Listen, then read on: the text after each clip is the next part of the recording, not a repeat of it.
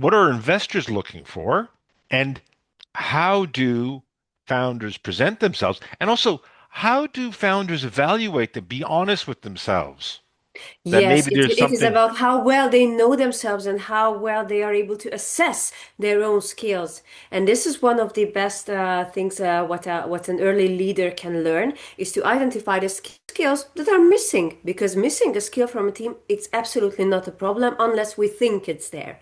So if we know that we miss a certain competence from the team, it is absolutely not a problem, and we can address it even with the VC. That okay, we understand that eventually we need a guy who knows more about the cloud security services and things like that. So it is absolutely okay to admit that the team is missing something.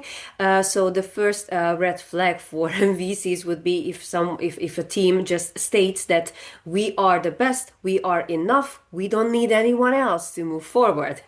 We have everything, because it is very unlikely.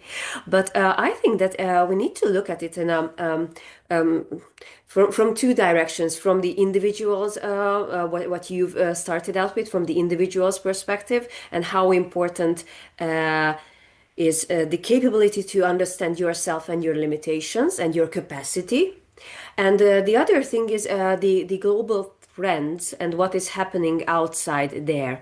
So let's start with the trend part. So VCs liked at least to see persons who have stellar CVs. So anyone worked Google and other places and Nvidia and things like that. It was a good pedigree to start with, or in Finland, Nokia. If you work with Nokia, then you're in. Okay, but on one hand, now money is scarce. That means that people in general want to lead a safer life. So anyone who has a Google on their resume can go for an 8, 10, 12, 15K per month job, which is a stable employment. And usually exactly that's what people do when the money markets are not moving as much. So being graduated as a big tech companies doesn't necessarily mean that this person actually will be committed in an environment where funding is scarce. So now things are changing, and I think that VCs recognize that, and they are focusing on the commitment part. So, okay, the CV is nice, or the CV is not as nice, but is this really a person who would put in 100%? Or is it a person who just keeps this door open? So if it would be the fifth gig that they are doing next to their day jobs. So commitment is something that they are looking out for, and that is very important to understand, especially that health tech and medtech innovations don't come from emptiness. So usually these are clinicians and researchers who already had an employment somewhere, and they need to understand that they eventually need to give up at least half of it or even more, and a couple of people needs to be 100% in the company.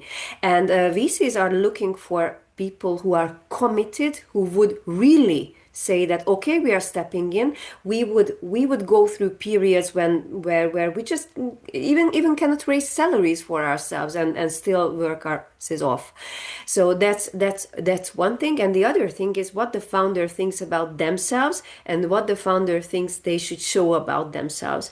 And what I've learned, and it's a very positive experience, that VCs appreciate honesty above everything. So these people are very smart people, and it would be very hard to make them believe something that is actually not true, especially when we are talking about personal qualities.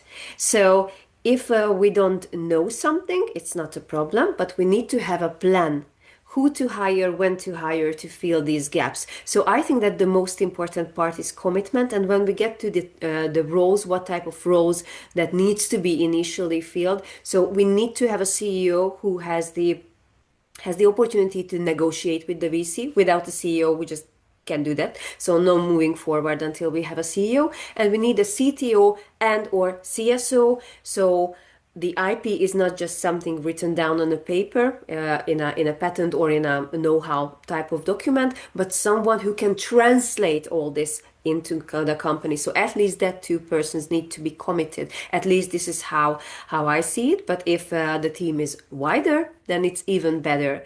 But honesty is the key. Honesty and commitment.